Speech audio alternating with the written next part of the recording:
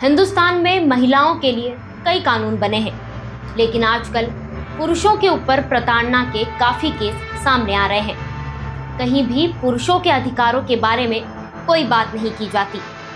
हाल ही में देश में हुई कुछ घटनाओं ने पुरुषों की मेंटल हेल्थ पर काफी असर डाला है।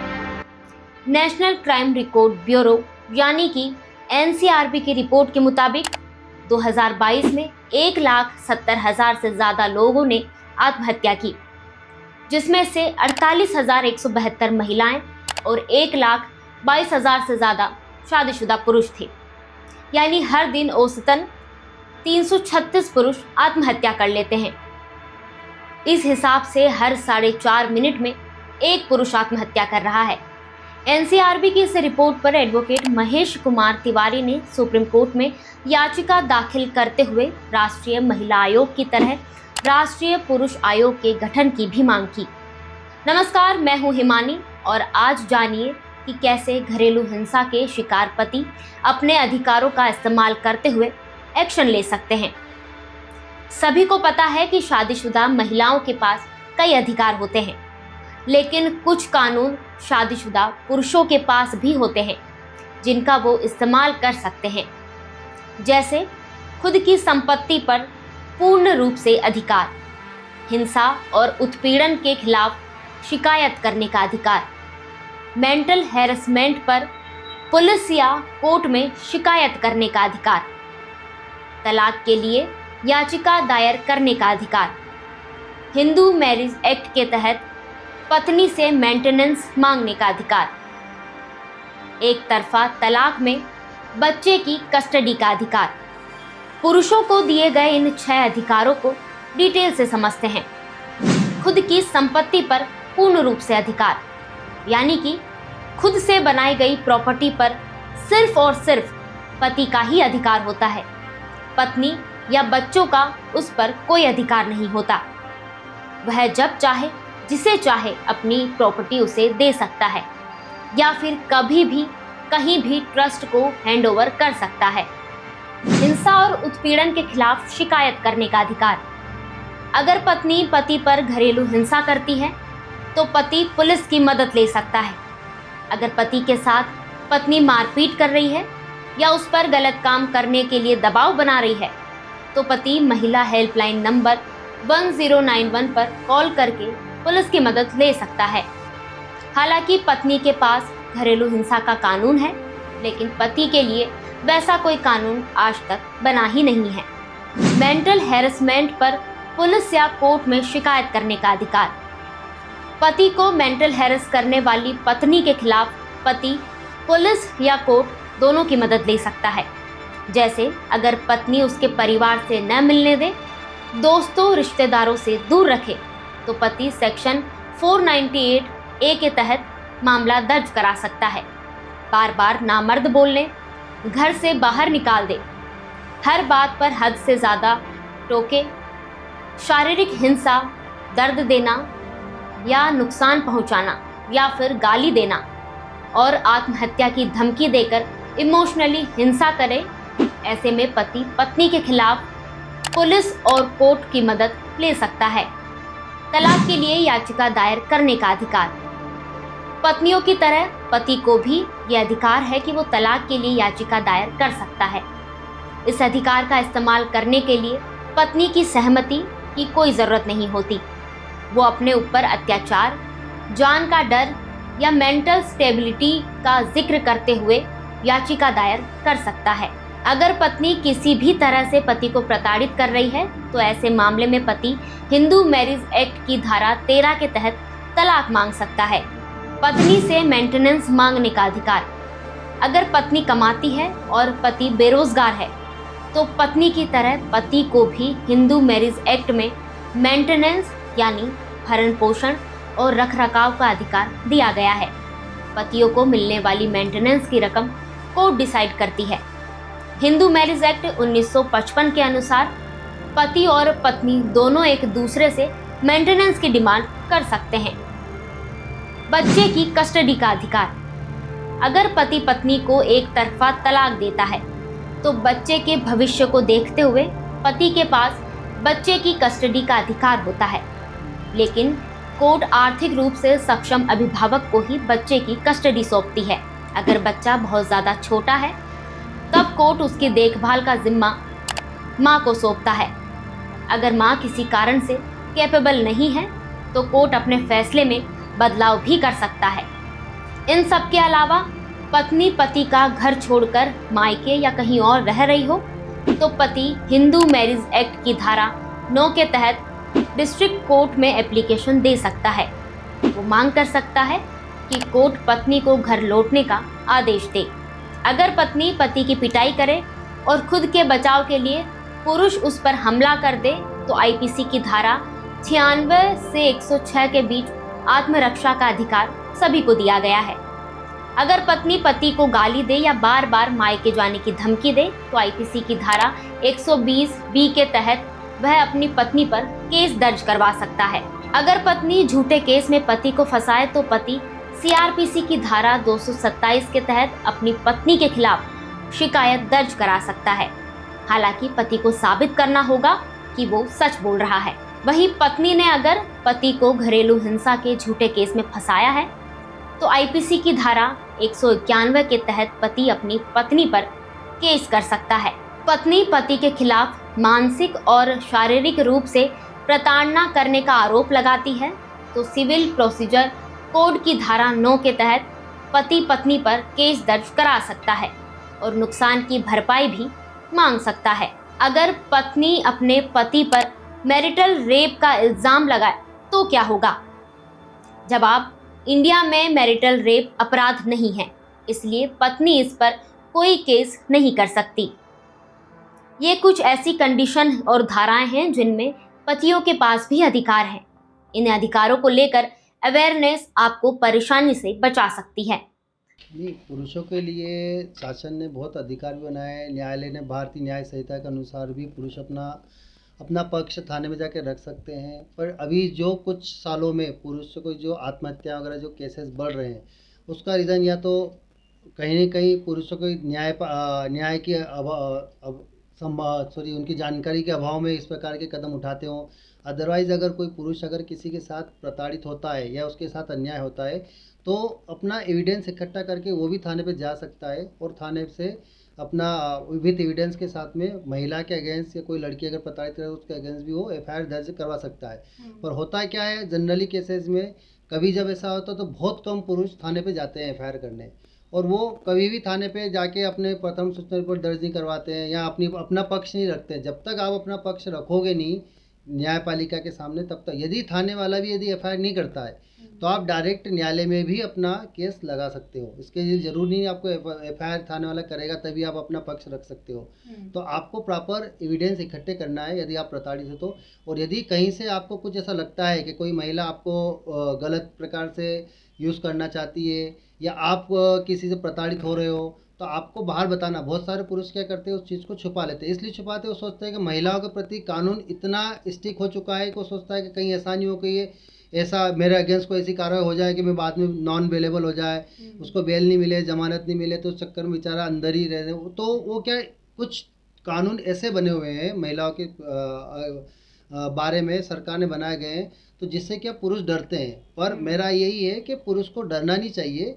कानून बनाए हैं सरकार ने तो दोनों के लिए बनाए हैं, इसलिए अपना पक्ष बिल्कुल न्यायालय के सामने रखें, पुलिस के सामने रखें और विथ एविडेंस के साथ में रखें। यदि कोई प्रूफ करता है अपना एविडेंस इकट्ठा करें, सोशल मीडिया के माध्यम से इकट्ठा करें। आपके उसको फ़ोन वगैरह पे बहुत सारी इतनी एक्टिविटी होती है, वॉइस रिकॉर्डिंग से लेके बहुत सारा होता है, व्हाट्सअप चैट है, वॉइस रिकॉर्डिंग है, मेल है, तो उससे आप अपना एविडेंस इकट्ठा करो। कोई अगर आपको प्रताड़ित करता है तो डायरेक्ट इनमें आप उससे डायरेक्ट लिंक होने के बजाय उससे आप एविडेंस इकट्ठा करें पहले, फिर उसके बाद उसके अगेंस्ट आप थाने में जाके कंप्लेन करें। कानून तो दोनों के लिए है, महिलाओं के लिए भी है तो पुरुष के लिए भी है। ये ज़रूर है कि हाँ कुछ कानून ऐसे महिलाओं के लिए जिसमें कुछ महिलाएं उस कानून का दुरुपयोग करती है। दुरुपयोग इस प्रकार से करती है कि उसको ऐसा लगता है कि महिला हमें इतना कानून दे रखा है कि किसी पुरुष के अगेंस्ट कुछ भी, पर ऐसा नहीं है। यदि पुरुष भी अगर उस कानून को अगर वापस, अब मैंने बताया जैसे आपको एविडेंस इकट्ठा करके अगर थाने पे ले जाएंगे कि महिला मेरे साथ इस प्रकार से या गलत इस प्रकार से एक्टिविटी में है तो बता रहे, तो ऐसा नहीं है, कानून भी उसके साथ खड़ा है। पर यह है कि आपको एक एविडेंस देना, यदि कहीं आप गलत हो तो फिर आपको अपना पक्ष बताना पड़ेगा। जी, ऐसा तो कि एक्चुअल में क्या है, कॉन्स्टिट्यूशनली ऐसा कोई प्रावधान नहीं है, क्योंकि महिलाओं के साथ में ज़्यादा अभद्रता होती थी, अत्याचार होता था, तो इसलिए समय समय पे जो भी गवर्नमेंट रही है उनने महिला सुरक्षा बिल ज़्यादा से ज़्यादा लेके आई है। अब समय आ गया है कि पुरुषों के लिए भी कोई ऐसा कानून का शासन द्वारा निर्माण किया जाए, विधायिका द्वारा निर्माण किया जाए कि जो उनको भी प्रोटेक्शन प्रदान हो। मेरे हिसाब से तो सबसे पहले काउंसलिंग से ही स्टार्ट करनी चाहिए, जिससे महिलाओं के लिए विशेष थानों के प्रावधान किया गया है। तो ऐसी व्यवस्था काउंसलिंग के लिए पुरुषों के लिए भी उन थानों के अंदर सुनवाई का अवसर दिया जाए, और काउंसलिंग के माध्यम से पुलिस वेरिफिकेशन सही तरीके से हो, उनका इन्वेस्टिगेशन सही तरीके से होगा, तो ऑटोमेटिकली पुरुषों को भी न्याय मिलेगा। अन्यथा ये होगा कि उनके लिए एक अलग कानून का निर्माण भारत सरकार को और राज्य सरकारों को करना पड़ेगा। अब ये जान लीजिए कि पुरुषों का कानून और अधिकारों को लेकर क्या कहना है। क्या पतियों को लगता है कि महिलाएं अपने अधिकारों का फायदा उठा रही है? क्या पुरुष आयोग बनना चाहिए? हाल ही में हुई घटनाओं को लेकर क्या पुरुष डरे हुए हैं? और क्या कानून में बदलाव होना चाहिए? जैसे महिला आयोग बना हुआ है, नो डाउट पतियों के लिए, जेंट्स के लिए भी एक स्पेशली ऐसा सेल होना चाहिए जो उनको प्रॉपर गाइडेंस दे। और आजकल अत्याचार महिलाओं द्वारा बहुत हो रहा है, इसमें कोई दो राय नहीं है। कई 498 सेक्शन आया था, उसका बहुत मिसयूज़ हुआ। कई लड़के जो है बेचारे फांसी लगा के आत्महत्या कर लेते हैं।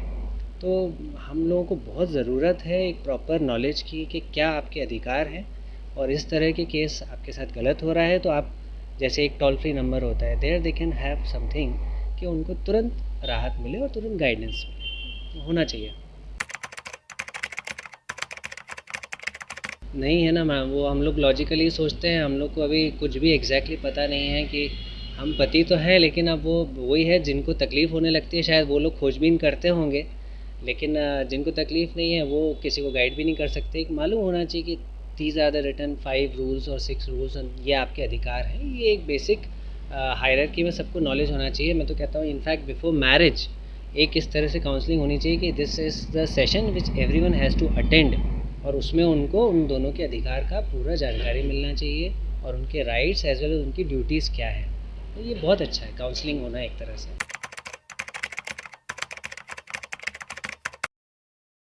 ये चीज़ तो मैम इतना समझ में भी नहीं आ रहा, मुझे लग रहा है ये कहीं ना कहीं सोशल मीडिया की वजह से लोग बागों को आइडियाज़ बहुत आ रहे हैं, जिसकी वजह से कहीं ना कहीं उस टाइप की चीज़ें हो रही है। बाकी मैं करीब 20-25 साल से देख रहा हूँ बहुत मिसयूज़ हो रहा है, जेंट्स लोग बहुत एक्सप्लॉइट हो रहे हैं। अब एकदम रिसेंटली कुछ ज़्यादा ही हाइप हुआ है, एग्जैक्ट रीज़न तो नहीं समझ पा रहे, लेकिन होना नहीं चाहिए इस टाइप का, इसके लिए डेफिनेटली एक्शन लेना चाहिए हम लोग।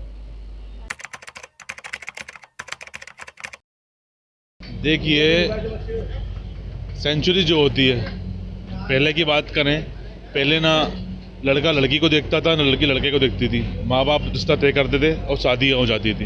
वो शादियाँ हमारे माँ बाप की भी हुई हैं और बाकायदा वो अच्छे से चली हुई हैं। आज की जनरेशन में क्या है, जो इक्वलिटी का प्रपोजल गवर्नमेंट दे रही है कि लड़का लड़की एक समान, तो उसमें एजुकेशन तो चलो अच्छी चीज़ है, लड़के को मिलना चाहिए लड़के को मिलना चाहिए, पर कंडीशन ये है इसमें कि जो अपनी प्रथाएं शुरू से चली आ रही हैं, कितनी अपने यहाँ से सती हुई हैं अपनी इज्जत के लिए, पर कंडीशन ये है आज की डेट में, आप किसी से भी शादी कर रहे हो, आप उसका बैकग्राउंड पता करें, लड़के का बैकग्राउंड पता करें, लड़की का बैकग्राउंड पता करें, उसके बाद में रिश्ता आगे बढ़ाएं।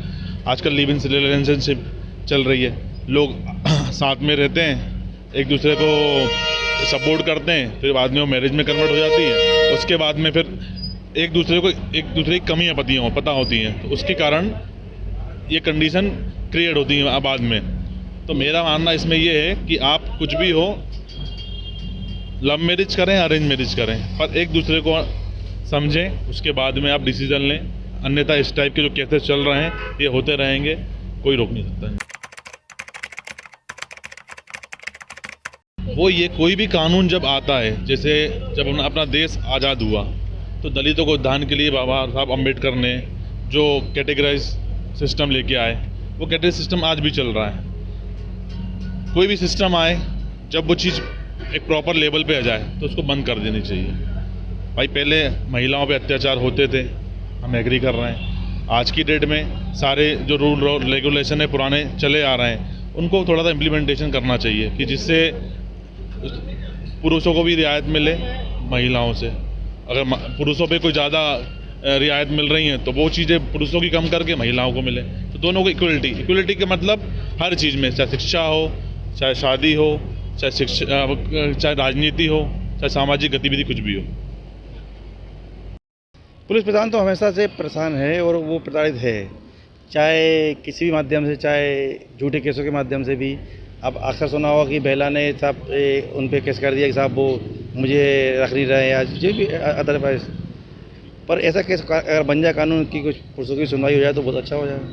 कानून तो बहुत सारे हैं और उसके पर जब अधिकार की बात आती है तो महिला प्रधान को पहले दिया जाता है उसका, क्योंकि ठीक है मान लेते हैं महिला कमज़ोर है, लेकिन पुरुष भी बहुत कमज़ोर है। ऐसा नहीं है कि पुरुष बहुत बाहुबल है, लेकिन ऐसे नहीं है, लेकिन उसकी कितनी तकलीफ है उसको क्या है ये भी वही जानता है।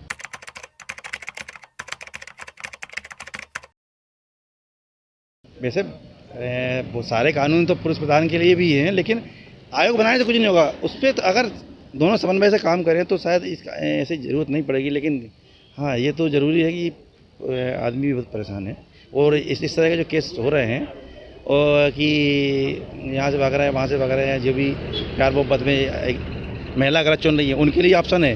अगर यही चीज़ अगर पुरुष प्रधान करेगा तो शायद उसके लिए कोर्ट भी और कानून भी कोई रियायत नहीं बरतेगी।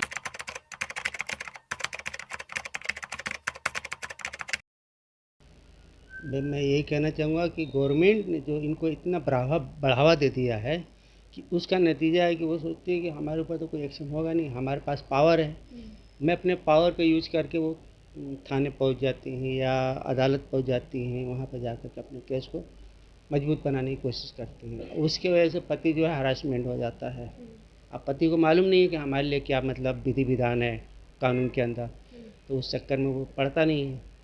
और रहा सवाल मार खाने की थी, तो अमूमन बात है कि पति की भी कुछ गलती है। क्या है गलती कि जैसे कुछ लोग ड्रिंक वगैरह करते हैं और घर में जो है प्रॉपर जो है जो खर्चे हैं उसको मेंटेन नहीं कर पाते हैं, तो वहाँ पे पत्नी जो है उनसे वो डिमांड रखती है, तो उस पर जब पति पत्नी में तकरार होता है, एक तो ये भी वजह है ना, और इस वजह से ही वो मारपीट की नौबत आती है।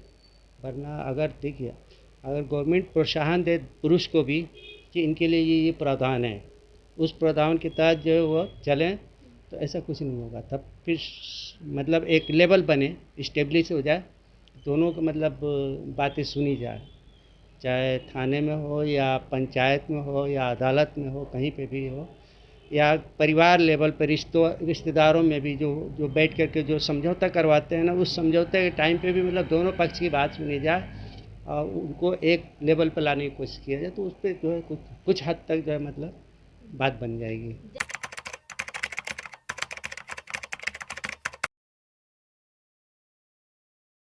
पति की बात नहीं सुनी जाती, जबकि सुनना चाहिए पति की भी। भाई देखिए, दोनों के लिए होना चाहिए जगह ना, अभी उनकी भी सुनो, उनकी भी बात को कोट करो, उनकी भी बात को कोट करो, उसके बाद आप फैसला निकालो। तो एक तरफा कोट करके एक तरफ फैसला दे देते हैं, इसलिए पति हरासमेंट हो जाता है। पुरुष जो है दिन भर कमाता है, किसके लिए कमाता है? परिवार के लिए, पत्नी के लिए, है ना।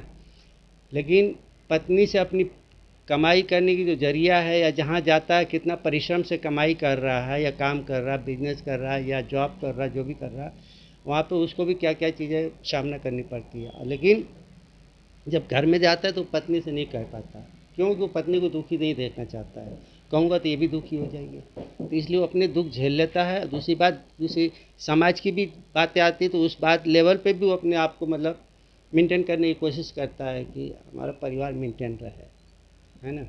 तो इसलिए पति जो है ज़्यादा कह नहीं पाता पत्नी से, अब पत्नी जो है फ़ौरन जो है बोल देती है। फिलहाल इस वीडियो में इतना ही। ऐसी और भी वीडियोस के लिए देखते रहिए, सुनते रहिए और पढ़ते रहिए नेशन मिरर।